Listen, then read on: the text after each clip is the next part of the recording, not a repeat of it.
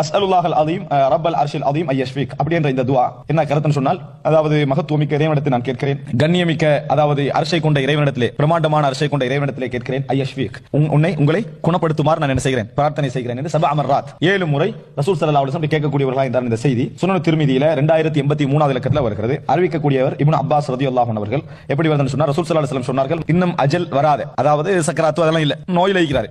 இந்த மாதிரி ஒரு நோயாளி ரசூல் ஸல்லல்லாஹு அலைஹி வஸல்லம் நோய் விசாரிக்க சென்றால் சொல்வார்கள், ஃபயகூலு சபா அமர்ராத்தின் 7 முறை சொல்வார்கள், அஸ்அலுல்லாஹல் அதீம் ரப்பல் அர்ஷில் அதீம் ஐயஷ்ஃபிக இல்லா ஊஃபிய.